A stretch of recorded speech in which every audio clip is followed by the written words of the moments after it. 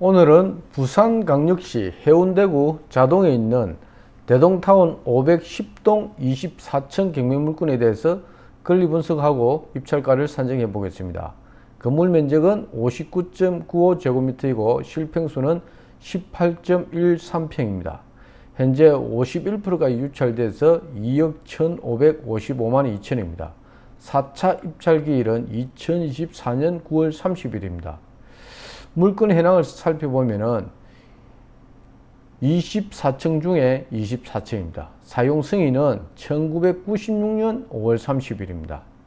임차인 현황을 살펴보면은 현재 임차인 있는 상태이고 전입일자는 2019년 10월 11일입니다. 확정일자 받은 상태고 배당 요구를 한 상태입니다. 임차인 보증금은 1억 6천만 원입니다. 현재 임차권 등기자입니다. 그리고 등기부 현황을 살펴보면은 2019년 10월 11일에 소유권 이전이 있었고 거래가액은 2억 2,500만 원입니다. 그리고 2021년 12월 27일에 가처분이 있었고 그리고 2022년 4월 6일에 주택 임차권 등기가 되어 있습니다. 그리고 2023년 2월 20일에 강제경매 주택도시보전공사로부터 강제경매 신청이 있습니다. 그러면 이 물건을 권리 분석하기 위해서 먼저 말소 기준 등기에 대해서 살펴보고 그리고 임차인의 대항력 부분 살펴보고 그리고 가처분에 대해서도 한번 살펴보도록 하겠습니다. 그러면은 지금 등기부 현황을 살펴보면은 권리가 지금 4종류의 권리가 있습니다. 먼저 소유권, 그리고 가처분, 그리고 주택 임차권, 그리고 강제경매.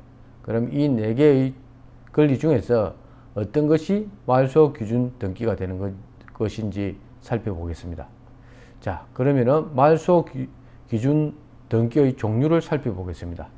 자, 말소 기준 등기의 종류에는 총 7가지가 있습니다. 그런데 먼저 6가지를 살펴보겠습니다. 말소 기준 등기의 종류에는 압류, 가압류, 저당권, 건저당권, 담보가등기, 경매개시 결정 등기, 이 6가지 등기가 그 경매물건의 등기부상에 등록된 접수일자 순으로 가장 빠른 등기가 말소 기준 등기가 되는 것입니다. 다시 한번 더 설명드리겠습니다. 자, 경매물건에 나온 그 등기부상에 압류, 가압류, 저당권, 건저당권, 담보가등기, 경매개시 결정 등기 이런 권리가 모두 6가지 다 설정되어 있을 수도 있고 여기 있는 6가지 중에서 압류, 저당권, 담보가등기 이렇게 설정되어 있을 수도 있습니다. 경매물건마다 등기부마다 다 설정되어 있는 권리가 다르기 때문에 이 물건에서는 어떤 권리들이 설정되어 있는지 살펴보면서 말소 기준 등기를 찾아보겠습니다. 자, 한 번 더 설명드리겠습니다. 말소 기준 등기가 되는 권리는 등기부상에 압류, 가압류, 저당권, 건저당권, 담보가등기, 경매개시 결정 등기가 등기부에 설정되어 있을 때 그 등기부상의 접수일자가 가장 빠른 등기가 말소 기준 등기가 되는 것입니다. 자, 이 물건에서는 지금 등기가 4종류가 있습니다. 이렇게 보면은 소유권, 가처분, 주택 임차권, 강제경매 이렇게 있습니다. 자, 조금 전에 살펴본 바와 같이 소유권은 말소 기준 등기에 포함되지 않습니다. 그리고 가처분도 역시 포함되지 않습니다. 자, 조금 전에 살펴본 데에서 6가지 중에서 가압류는 있습니다. 가압류는 있고 또 담보가등기는 있습니다. 그런데 이 물건에처럼 가처분은 말소 기준 등기가 되지 않습니다. 그리고 주택 임차권도 말소 기준 등기에 포함되지 않습니다. 그리고 강제경매는 포함됩니다.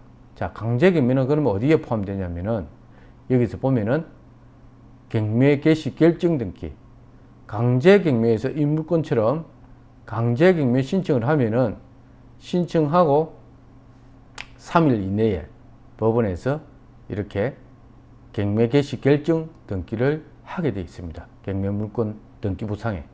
이렇게 되면은 지금 보면은 이런 등기부를 한번 살펴보겠습니다. 그러면은 이 물건의 등기부를 살펴보면은 자, 이렇게 등록이 되어 있을 것입니다.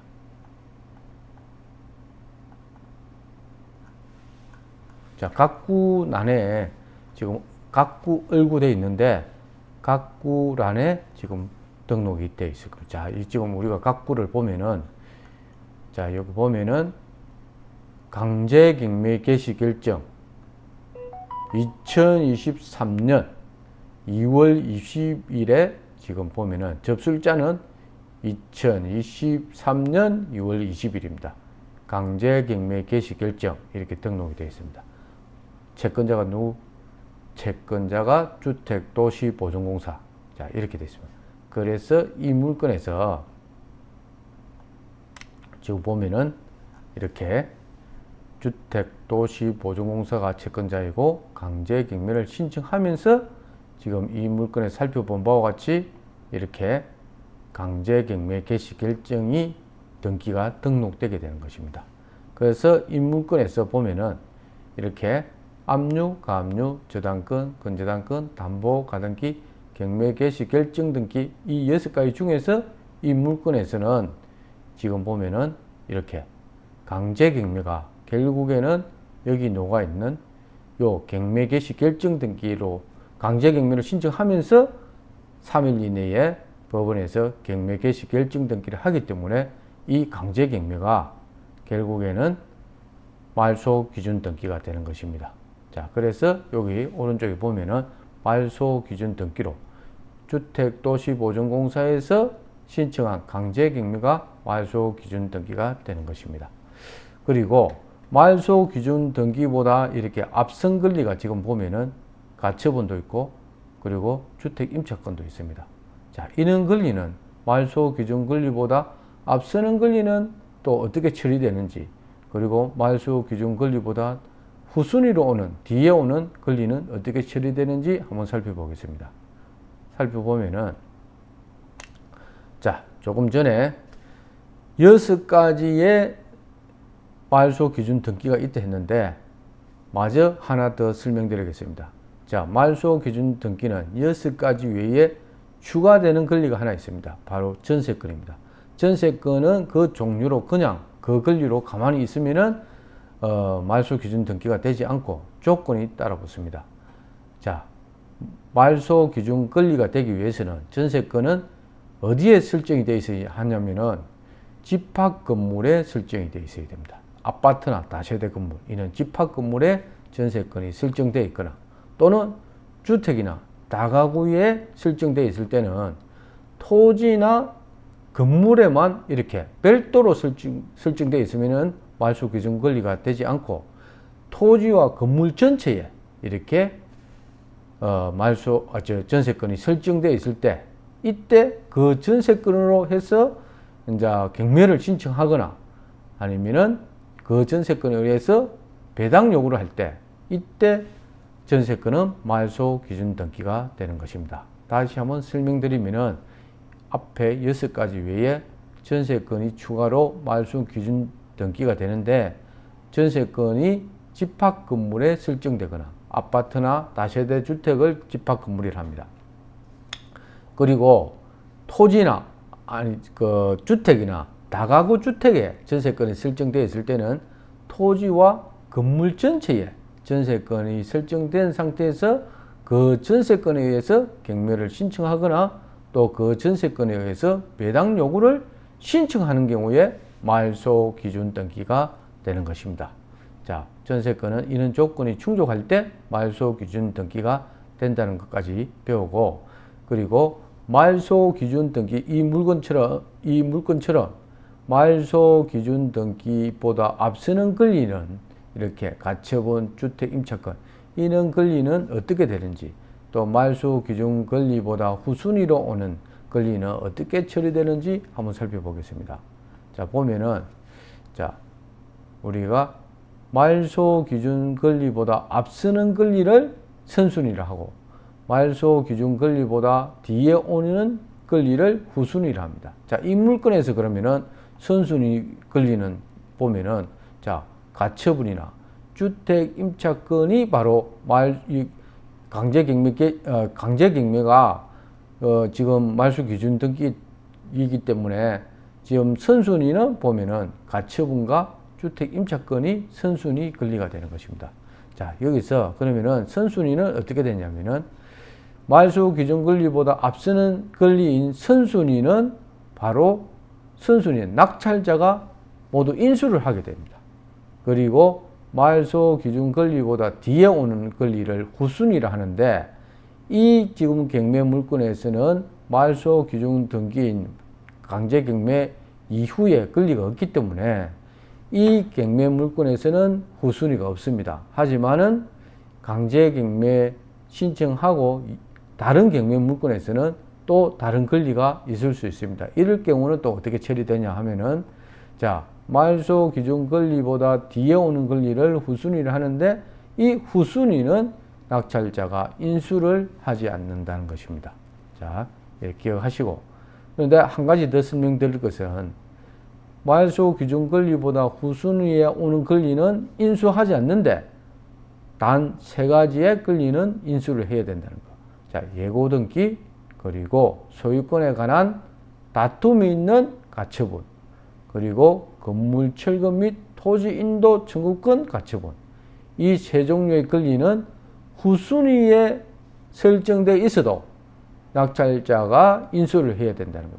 다시 한 번 더 설명드리겠습니다. 후순위에 등기되어 있어도 낙찰자가 인수를 해야 되는 권리 세 종류.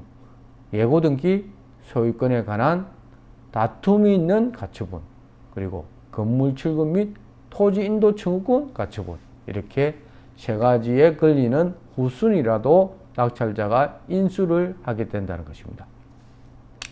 그리고 자, 이 물건에서 자, 말소 기준 권리는 강제 경매가 된다는 걸 알았고, 그리고 강제 경매가 말소 기준 등기가 되면서 그보다 선순위인 가처분과 주택 임차권을 인수해야 된다는 걸 조금 전에 배웠습니다.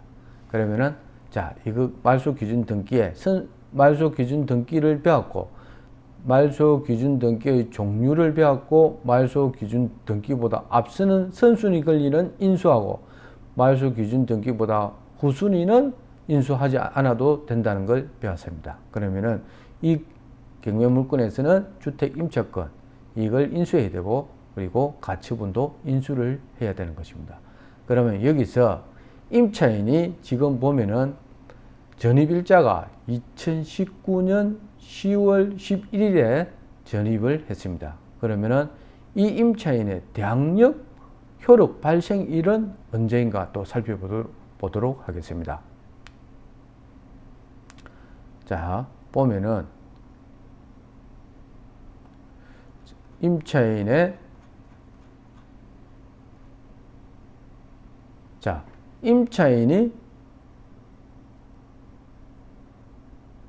대항력을 유지하기 위해서는 일단 말소 기준 등기보다 앞서서 전입과 주택 인도와 전입 신고가 있어야 됩니다. 주민등록 신고지요. 그러니까 주택임대차보호법 제3조에서 말하는 대항력이 임차인이 대항력을 가지려면은 말소 기준 등기보다 앞서서 주택 인도와 전입 신고를 해두어야 된다는 것입니다. 그래야 대항력이 발생한다는 것입니다. 그리고 지금 이 물건에서는 보면은 이렇게 전입 신고를 해둔 상태입니다. 그런데 보면은 지금 조건은 이렇게 자, 대항 요건은 주택 인도와 전입 신고 두 가지 종류가 있지만은 우리가 신고하는 것은 주민자치센터에서 주민등록 신고, 즉 전입 신고만 하면은 인도를 했다고 볼 수 있는 것입니다. 특별히 주민자치센터에서 국가기관에서 인도를 언제 했는지 확인을 하지 않습니다. 그래서 우리가 전입신고를 하면은 인도를 한 것으로 보고 대항력은 전입신고 다음날 0시에 대항력이 발생하게 되는 것입니다. 자, 아랫부분 살펴보면은 대항력의 효력 발생일이 언제냐?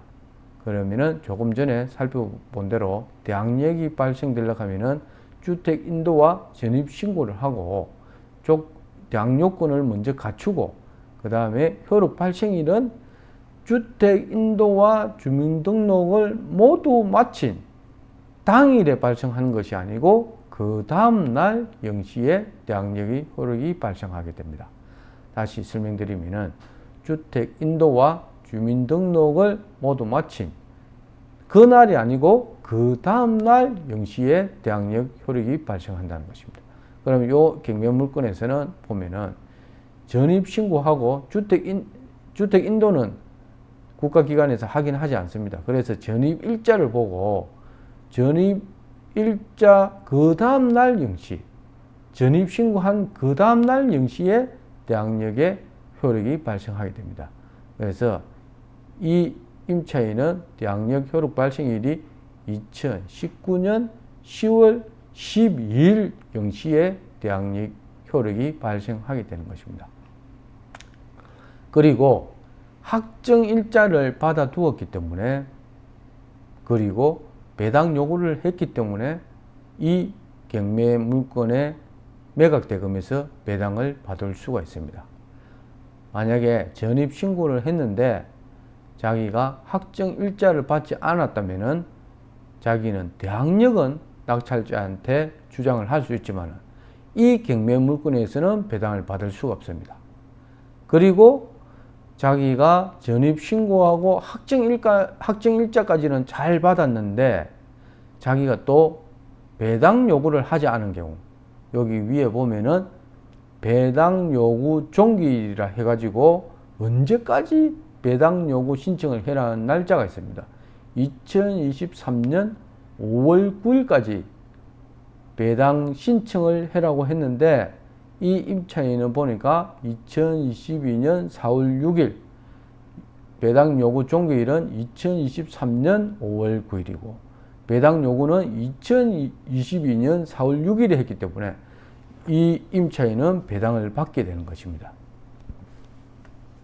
다시 설명드리면 이 임차인의 전입일자가 2019년 10월 11일에 전입을 했는데 대항력의 효력 발생일은 전입신고한 그 다음날 0시에 발생하기 때문에 이 임차인은 대항력 효력 발생일은 2019년 10월 12일 0시에 대항력 효력이 발생하게 되는 것입니다. 그리고 전입신고하고 확정일자를 받아야 배당 요구를 할 수 있는데 배당을 받을 수 있는 거죠. 확정일자를 받아야.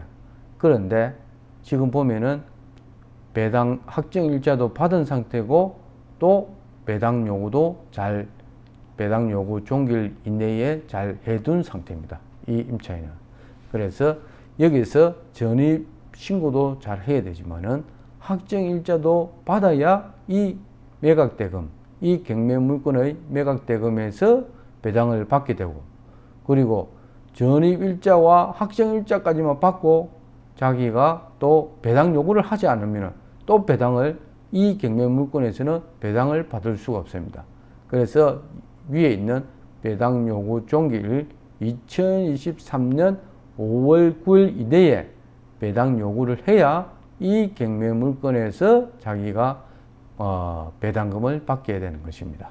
자, 그래서 이 임차인은 지금 법에서 정하고 있는 배당 요구에 대한 것은 완벽하게 지금 준비가 되어 있는 것입니다.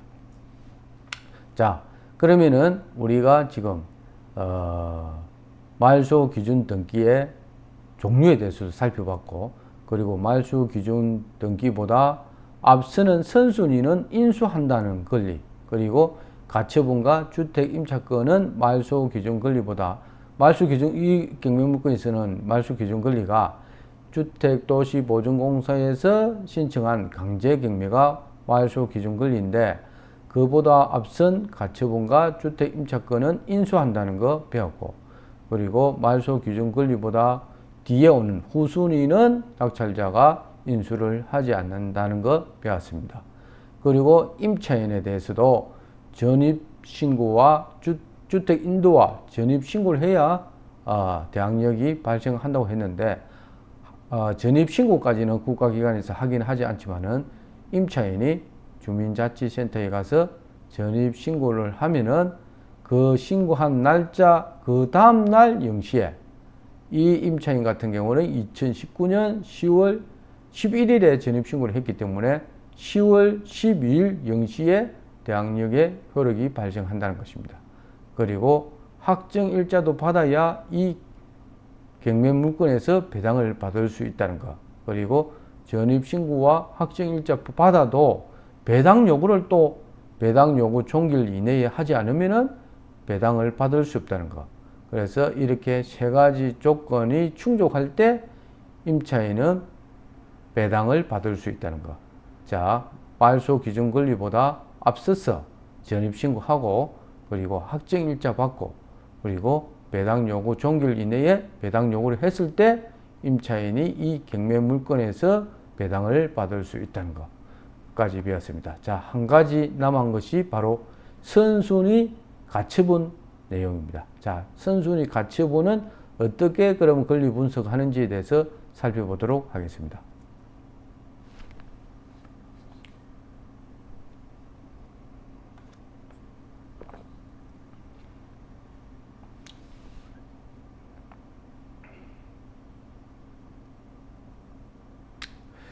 자, 먼저 가처분이 설정되어 있는 경우에 그런 경매 물건에 대해서는 권리 분석을 어떻게 하는지 한번 살펴보겠습니다. 가처분이 설정되어 있는 경매 물건 권리 분석. 자, 가처분이 설정되어 있는 경매 물건은 일단 가처분의 그 피보정 권리를 확인해야 된다. 이 피보정 권리가 뭐냐면은, 자, 가처분을 한 이유가 뭐냐 이거지.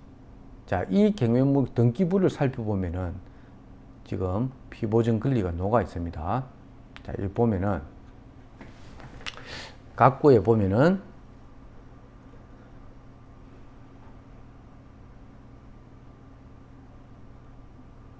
자, 여기 보면은 피보정 권리 가처분을 2021년 12월 27일에 지금 접수를 했습니다.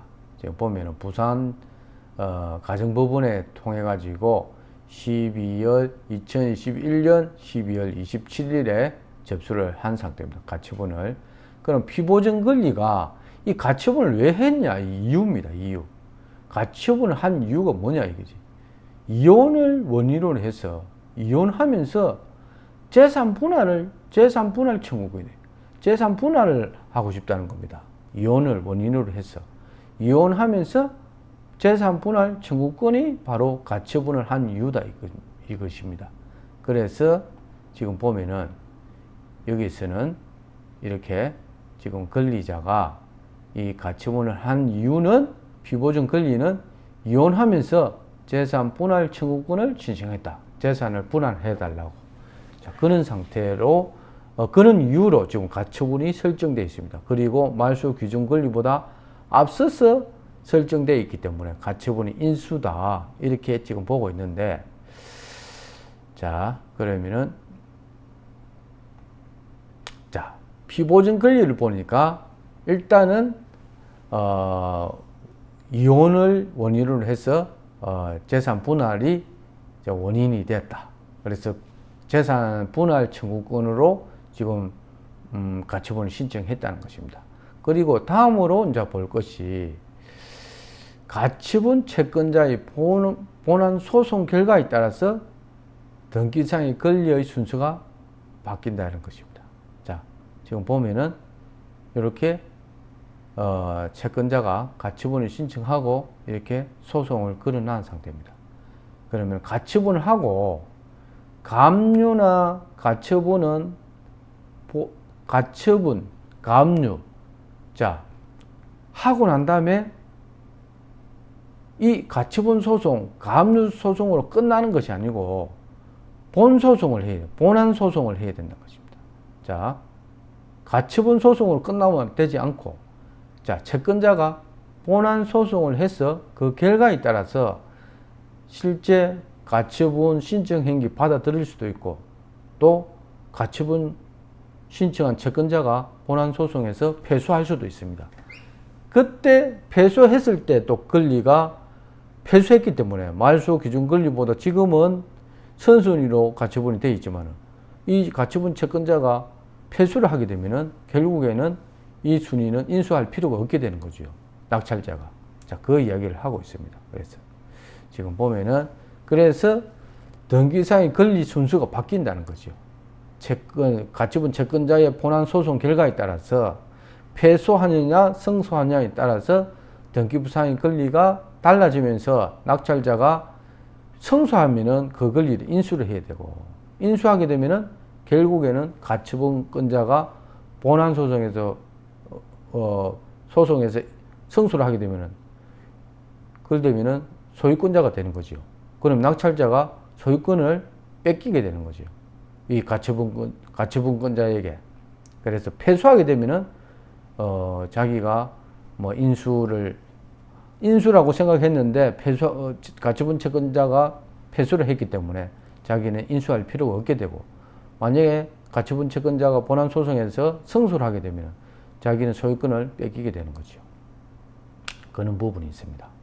자, 그리고 권리 변동에 따라서 내가 낙찰받을 경우에 이제 어떤 결과가 생길지를 먼저 분석하고 난 다음에 입찰할 필요가 있다는 거죠. 승소할지 아니면은 가처분 채권자가 패소를 할지, 그런 부분을 한번 자기가 검토를 해보고 그리고 입찰을 해야 된다는 것입니다. 자, 뭐 후순위로 가처분이 온 경우는 무조건 소멸을 하는데, 자, 후순위 가처분 중에서 인수하는 거 말소 기준 등기하면서 배웠죠. 여기 보면은, 자, 조금 전에 우리가 이 위에서 보면은, 자, 나옵니다. 자, 우리가 후순위지만은 인수해야 되는 권리 중에 세 가지가 있는데, 예고 등기, 소유권에 관한 다툼이 있는 가처분. 자, 후순위일 때, 자, 가처분 등기 지금 두 종류입니다. 후순위인데도 불구하고 인수해야 되는 권리. 예고 등기. 예고 등기는 지금 실제는 법상에 이제 없어진 거고, 소유권에 관한 다툼이 있는 가처분. 소유권에 관한 다툼이 있는 가처분도 후순위라도 인수를 해야 되고, 그 다음에 건물 철거 및 토지 인도 청구권 가처분. 건물 철거 및 토지 인도 청구권 가처분은 후순위라도 인수를 해야 된다.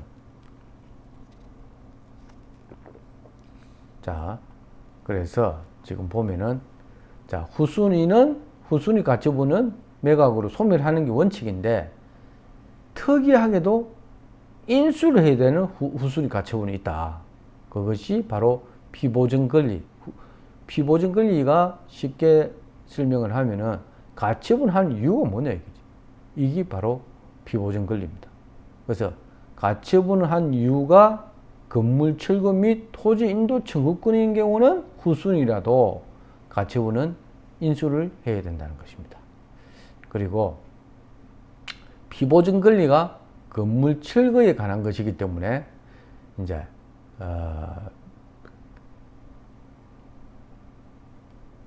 조금 전에 설명드린 대로 피보증 권리는 가처분을 한 이유가 건물 철거를 위해서 가처분을 했다는 것입니다. 그래서 토지가 아닌 건물만 경매 진행될 때 볼 수 있는 가처분 사례가 바로 이 건물 철거 및 토지 인도 청구권 가처분이라는 것입니다. 이때 건물이 철거될 이건 낙찰받고 나면은 건물이 철거될 수 있다는 거죠. 그래서 후순위라도 말소가 되지 않고 인수된다는 것입니다. 건물이 철거될 수 있기 때문에 후순위라도 말소되지 않는다. 이 권리는. 그래서 낙찰자가 인수를 해야 된다는 거예요.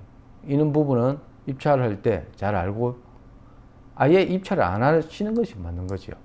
그리고 법정 지상권이 성립되지 않는 토지를 낙찰받으면은 법정 지상권이란 거는 건물 소유자가 그 땅 위에 건물이 자기가 그 정당하게 있을 권리가 없다는 거죠.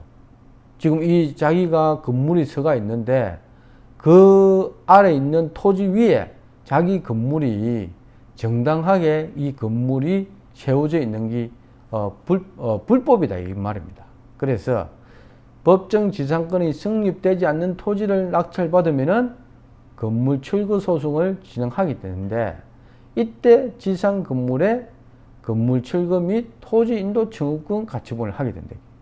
그러니까 법정 지상권이 성립 안 되다 보니까 법정 지상권이 성립되면은 30년 법정 지상권의 이제 그 기간이 30년인데 30년 동안 땅은 자기 땅이 아니더라도 건물을 30년 동안 자기가 거기서 활용할 수 있는 거죠. 어떤 용도라든지 이렇게 뭐 임대료는 물론 줘야 되고 그리고 지대 값도 줘야 되고 땅값은 줘야 되는 거고 그런데 낙찰 받으면은 이제 그 법정 지상권이 성립되지 않는 토지를 낙찰 받으면은 그때 건물도 철거하고 건물 밑에 있는 토지도 인도해 달라는 겁니다. 낙찰자한테. 그래서 이런 물건은 낙찰 받으면 안 된다는 거지. 건물 철거 및 토지 인도 청구권 가처분을 하게 된다는 거예요. 법정 지상권이 성립되지 않는 건물에 대해서는 아주 위험한 경매 물건입니다. 이거는. 그리고 한 번 더, 그러면 이는 선순위 가처분이 되어 있을 때 소멸되는 방법 없냐 이 부분을 살펴보겠습니다. 자, 보면은 자, 선순위 가처분. 자, 말소 기준 권리보다 앞선 선순위 가처분이 말소될 수 있는 경우입니다. 자, 선순위 가처분을 해서 인수는 맞는데 원칙은 인수인데 인수이지만은 말소가 되는 경우가 있다는 거예요. 그럼 어떤 경우에 말소가 되느냐? 자, 말소 기준 권리보다 선순위 가처분은 낙찰자가 인수하는 게 원칙이다. 하지만은 그 중에서 또 말소되는 선순위 가처분도 있다는 것입니다. 자, 어떤 경우인지 한번 살펴보겠습니다.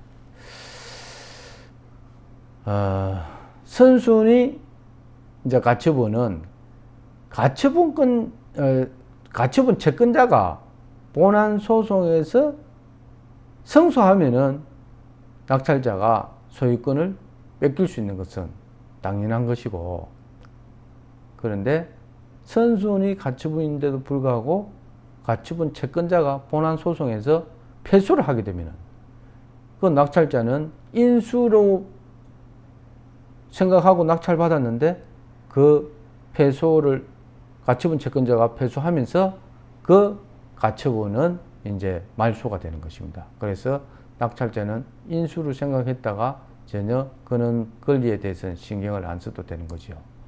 그래서 선순위 가처분이라도 다음과 같은 경우는 이제 말소가 된다. 어떤 경우냐면은 가처분의 목적을 달성한 경우하고 그리고 가처분 본안 소송을 제기해야 되는 기간이 있는데 그 기간 소멸시효가 지난 기고 자 본안 소송을 제기해야 되는 가처분을 신청하고 본안 소송을 제기해야 되는 기간이 있는데 그 기간을 넘어서 소멸시효가 지난 경우 자 그럼 소멸시효가 어떻게 돼 있냐 몇 년이냐 그걸 한번 살펴보겠습니다. 보면은 자 이렇게 자 가압류나 가처분에는 소멸시효가 이제 적용되는데 그러면은 가압류나 가처분의 소멸시효는 그러면 이 기간이 넘어서면은 이제 지금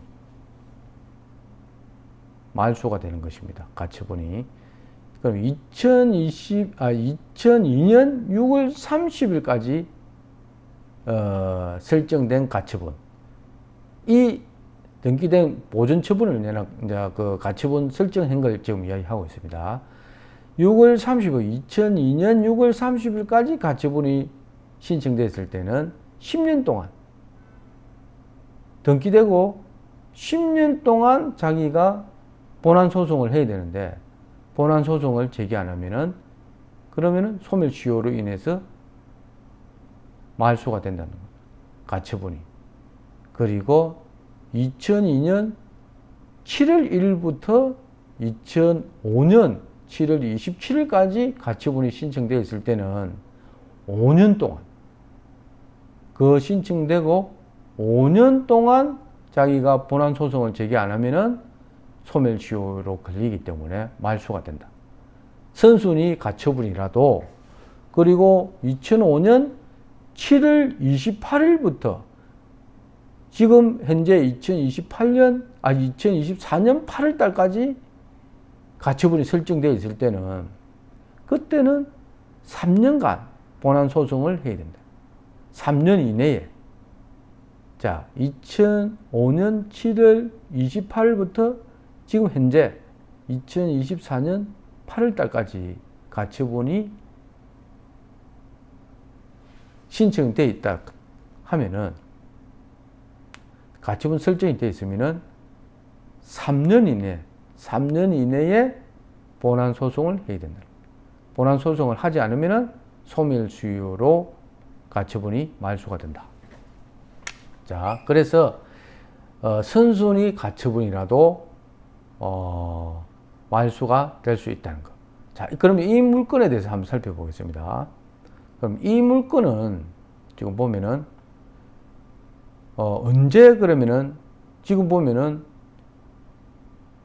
조금 전에 살펴본 바와 같이 2005년 7월 28일 이후에 됐으면은 지금 가처분 신청하고 가처분 설정된 이후에 3년이 경과되면은 말소가 될 수 있습니다. 이 물건도 지금 선순위지만은 3년이 경과됐는지 그게 중요한 거죠. 자, 2021년 12월 27일 날 접수된 거로 보이고 있습니다. 등기부를 한 번 더 살펴보면은 자, 등기부를 살펴보겠습니다. 자, 여기 등기부를 보면은 가처분 등기가 된 것이 자, 보면은 접수가 2021년 12월 27일입니다. 그러면은 지금 3년 가처분 등기하고 지금 3년이 기간이 지나면은 소멸시효에 걸리기 때문에 지금 보면은 2021년 12월 27일이니까 그럼 2022년 12월 27일, 2023년 12월 27일, 2024년 12월 26일 돼야 3년인데 지금 2024년 8월 달입니다. 그래서 아직 보면은 한 4개월 정도 남아 있습니다. 기간이. 소멸시효에 걸리려고 하면은 아직 4개월 정도 남아 있는 거죠. 그래서 이 물건은 선순위이기 때문에 소멸시효로 말소되지는 않는다는 거지. 지금 그래서 인수가 된다는 겁니다. 지금. 그래서 이 물건은 지금 요 소멸시효에는 걸리지 않는다. 그리고 다시 선순위 가처분에 대해서 자, 요게 조금 전에 살펴본 바와 같이 선순위 가처분이 말소되는 세 종류, 선순위 가처분의 목적이 달성됐을 때, 그리고 선순위 가처분이 본안 소송 제기 기간이 있는데 그 기간 조금 전에 지금 지금 상태에서는 뭐 3년이죠. 3년 제기하고 2024년 지금 2024년 이 상태에서는 가처분 신청하고 3년이 넘어서면 소멸시효에 걸린다는 겁니다. 근데 가처분의 이제 본안 소송 제기 소멸시효가 지난 경우에 선순위 가처분도 말소가 된다. 그리고 본안 소송에서 채권자가 패소하면은 역시 선순위 가처분이 말소가 된다. 그 부분에 세 가지 종류가 있다는 거. 가처분 목적이 달성됐을 때 그리고 본안소송 제기 소멸시효가 지난 경우, 그리고 본안소송에서 가처분 채권자가 패소를 한 경우,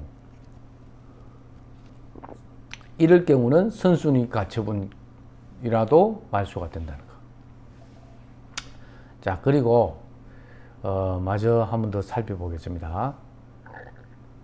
그러면은 가처분, 여기 1번에 보면은 선순위 가처분이 말소되는 경우인데, 그럼 가처분 목적이 달성된 경우, 어떤 경우를 말하는지 예를 들면은 그러니까 가처분을 신청한 이유가 바로 피보전 권리인데, 자, 피보전 권리가 있는 대로, 그러니까 가처분을 신청한 이유대로 채권자에게 권리가 생긴 경우, 자기가 원하는 권리를 쟁취한 경우, 이 경우는 이제 가처분의 목적을 달성한 경우로 해서 지금 가처분, 선순위 가처분이라도 말소가 된다는 것입니다. 자, 흔히 볼 수 있는 사례를 보면은 피보전 권리가 이제 가처분을 신청한 이유가 건저당권 설정 등기 청구권일 때는, 그러면은 자기가 이 가처분을 신청한 이유가 건저당 설정, 건저당권 설정하는 게 내 목적이다. 이 가처분을 신청한 이유가, 이럴 때 본안 소송에서 승소를 하면은 그 건저당이 이제 설정된 경우는 자기는 목적 달성을 했기 때문에 이제 결국에는 선순위 가처분권이라도 말소가 된다는 거죠. 자, 그 내용입니다. 자, 가처분을 신청한 피보전 권리가, 그 가처분을 신청한 이유가 건저당권 설정 등기 청구권으로 했는데 본안 소송에서 승소를 해서 결국에는 건저당권을 설정하게 됐다는 것입니다. 그럴 경우는 이제 목적 달성을 했기 때문에 가처분이 말소가 된다는 것입니다. 그리고 이제 가처분을 하고 이에 판결을 받아서 이제 건저당권이 설정되면은 건저당권의 효력은 가처분 시점으로 이제 올라간다는 것입니다. 우리가 그 가등기 했을 때 본등기 하면은 본등기 순위는 가등기 순위로 가듯이, 이것도 역시 가처분을 하고 판결을 받아서 건저당을 설정하게 되면은 그러면 건저당의 이제 효력이 그 가처분을 신청한 시점으로 올라간다는 것입니다. 결국에는 가처분 등기가 건저당권이 된다는 것입니다. 가처분한 목적이 건저당 설정하는 게 목적이기 때문에. 자, 뭐 소멸시효는 다시 한번 살펴보면은, 자, 가압류나 가처분은 가압류 등기나 가처분 등기를 해놓고 일정 기간 안에 정식으로 본안 소송을 제기하지 않으면은 결국에는 제3자나 또 채무자에게 가처분 등기 말소를 할 수 있는 권리가 주어진다는 것입니다. 그래서 가처분 채권자가 등기를 해놨고 지금 2024년 8월 현재로 치면은 3년 이내에 본안 소송을 제기해야 되는데, 제기하지 않고 계속 있으면은 제3자는 낙찰자가 될 수 있습니다.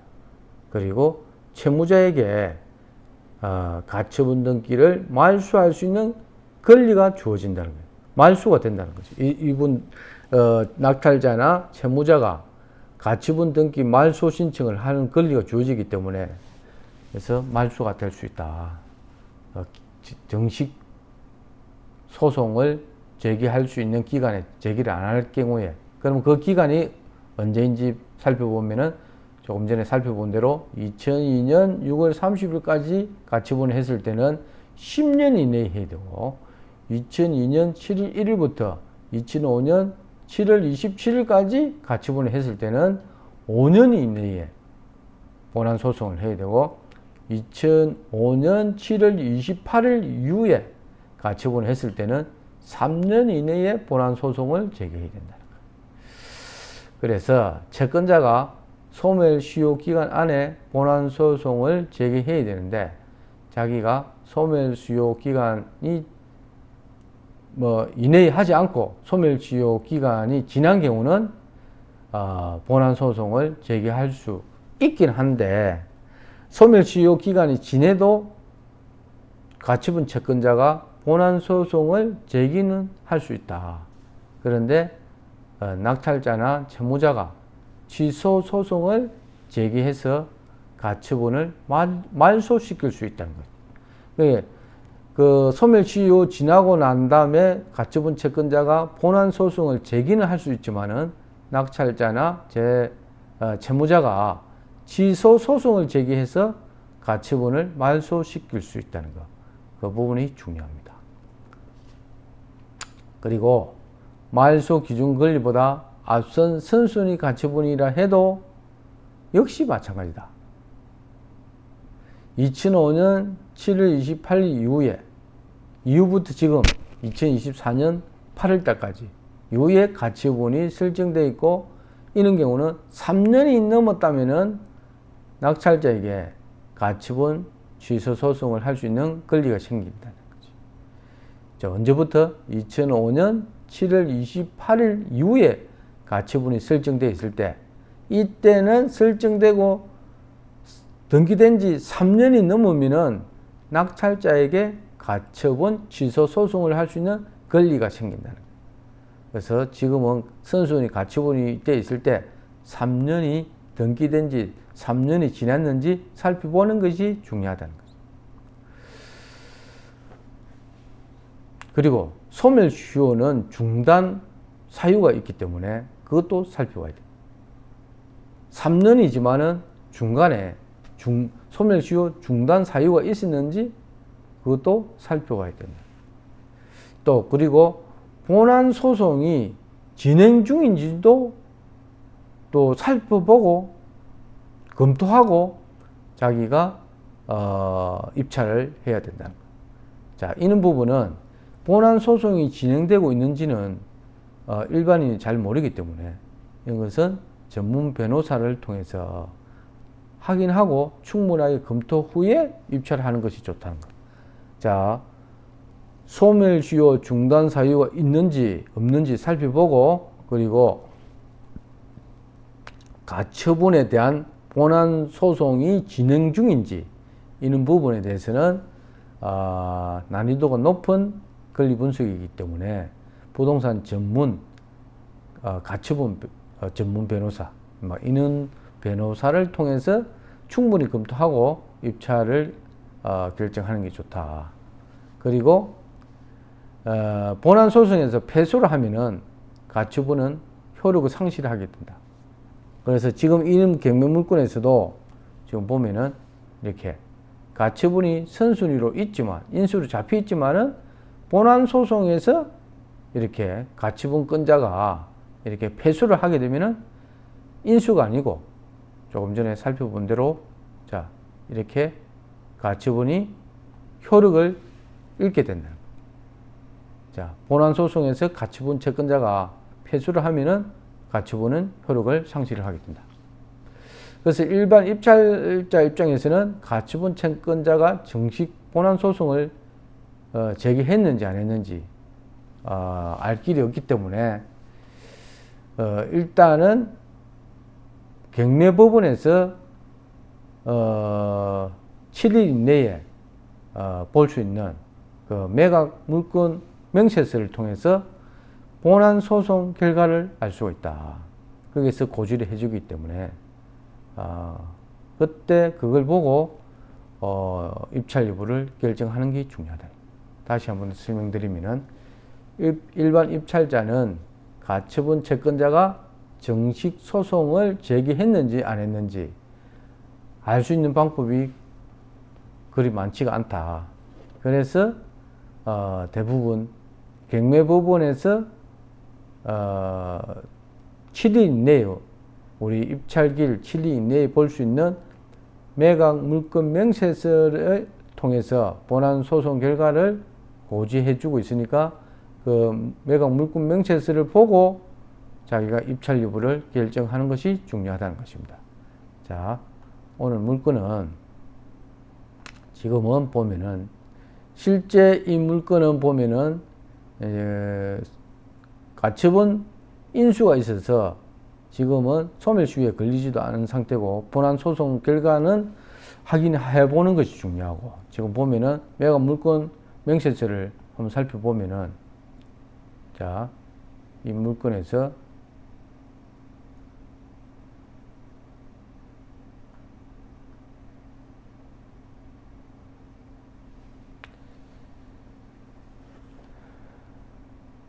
자, 6번 각구의 순위 6번 최선순위 가처분 등기가 2021년 12월 27일에 등기되어 있다.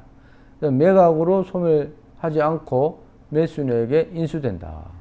만약 위 가처분의 피보증 권리가 실제로 존재하는 것으로 확정되는 경우는 매수인이 소유권을 상실할 수 있다.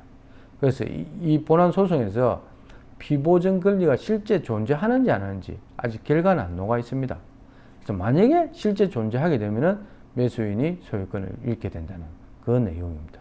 그리고 비고란에 보면은 각구 순위 6번 최선순위 가처분 등기가 2021년 12월 27일 날 등기됐고 본안 소송인 부산가정법원의 2022 너합 200189 사건 번호가 녹아 있습니다. 제3분할 사건은 소송 계속 중이다. 그래서 지금 본안 소송 결과가 안 녹아 있기 때문에 이제 결과에 따라서 인수냐 안 그러면은 가처분이 말소되느냐 지금 진행 중에 있습니다. 그래서 이 물건은 이 가처분이 인수다. 지금은 인수를 생각하지만은 말소될 수도 있다. 본안 소송 결과에 따라서. 자, 그런 정도 알고 있고. 자, 그러니까 인수냐 말소냐는 본안 소송 결과에 따라서 정해지기 때문에 약간 위험 부담을 안고 이제 이런 물건을 이제 입찰하게 되는 거죠. 그 대신 이 물건은 지금 보면은 전입일자가 2019년 10월 11일이기 때문에 소유자가 바뀌어도 자 보면은 가처분은 2021년 12월 27일입니다. 그럼 가처분권자가 승소한다 치더라도 이 임차인의 보증금은 지금 대항력이 있기 때문에 자기가 지금 내줘야 되는 그런 입장입니다. 보증금 반환을 해야 되는 상황입니다. 그래서 지금 이 물건의 지금 면적이 59.95제곱미터입니다. 그러면 실제 이 가격이 얼마인지 한번 살펴보겠습니다.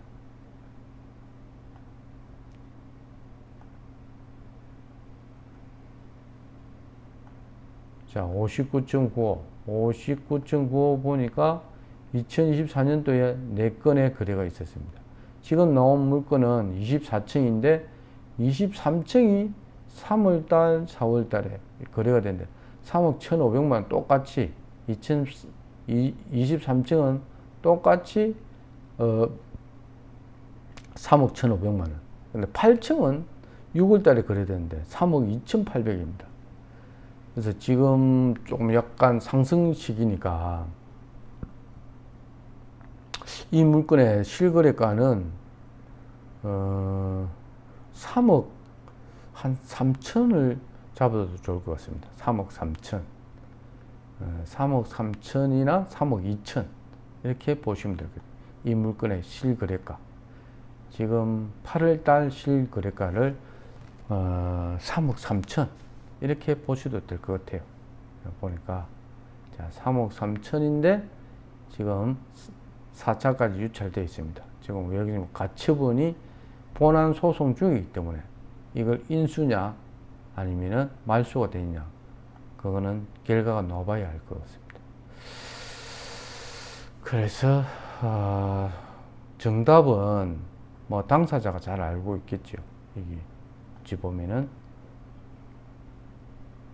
그래서 가처분을 빼고 보면은 지금 이 물건은 뭐 당연하게 3억 3천의 실거래가로 보면 뭐 한 2억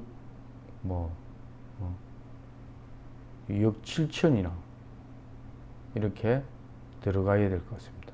2억 7천 5백이나 2억 8천 2억 8천도 괜찮고 2억 7천 이상, 2억 7천에 2억 8천 정도는 실제 입찰가를 정해야 됩니다. 그런데 지금 이 인수 부분이 확실하지가 않기 때문에 본안 소송 중이라서, 그래서 이 물건은 지금 우리가 입찰하기는 너무도 위험 부담이 따른다. 그래서 이런 물건은 나중에 소송 결과가 나왔을 때, 그때 안에 뭐 패소하게 되면은 상당히 그 감정가 근처로 와서 낙찰될 가능성이 높습니다. 인수를 하게 되면은 뭐 계속 떨어진 가격이 되더라도 입찰하는 사람이 없겠죠.